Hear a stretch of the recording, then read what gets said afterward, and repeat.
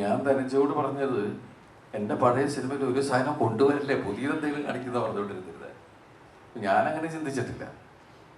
ഞാനെപ്പോഴും ധനജയോട് പറയും, അത് വേണോ, പുതിയതെന്തെങ്കിലും പുതിയ ഇല്ല കേട്ടോ, ഇത് ഞങ്ങളുടെ ഒരു ഇതിന് സന്തോഷത്തിന് വേണ്ടിയിട്ടുള്ളതാണ് എന്ന് പറഞ്ഞിട്ടാണ് ഞാനിപ്പോൾ ഞാൻ വന്ന് ഇറങ്ങുമ്പോൾ തന്നെയുള്ള ഒരു റെഫറൻസ്, പിന്നെ നമ്മൾ ഇൻ്റർവെല്ലിന് പോകുന്ന ചേസ് നടക്കുമ്പോഴുള്ള റെഫറൻസുകൾ, അപ്പോൾ അതൊക്കെ റീക്രിയേറ്റ് ചെയ്യുക. ശരിക്കും പറഞ്ഞൊരു സ്പൂഫ് സ്വഭാവമുണ്ട് ഈ സിനിമയ്ക്ക്. ലാലേട്ടനെ കൊണ്ട് നമുക്ക് കാണാൻ ആഗ്രഹിച്ച സാധനങ്ങൾ ഇപ്പോൾ പുള്ളി പറഞ്ഞ പോലെ ഒറ്റ സിനിമയിൽ തന്നെ അതിൻ്റെ മെയിൻ സാധനങ്ങളൊക്കെ എടുത്ത് മുണ്ട് ഉരുള്ള അടി, കാല് ഇതാക്കല്, അങ്ങനെ ഒരുപാട് സാധനങ്ങൾ.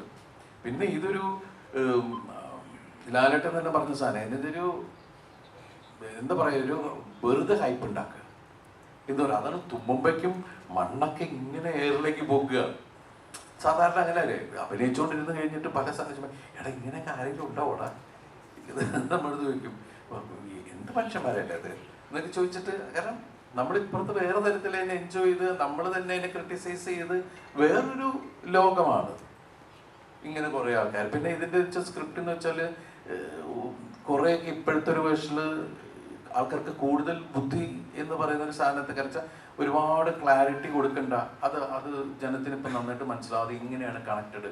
സിനിമ ടോട്ടൽ കണക്ട് ചെയ്ത് വരുമ്പോൾ എല്ലാം നമ്മുടെ ആൾക്കാരാണ്, വിനീതിൻ്റെ ടീം മാത്രമാണ് ഓപ്പോസിറ്റ് നിൽക്കുന്നത് എന്ന് പറയുന്ന ഒരു കണക്ഷനിൽ ഇങ്ങനെ കൊണ്ടുവന്ന് എത്തിക്കുക എന്ന് പറയുന്ന ഒരു രീതിയൊക്കെ ഉണ്ട്.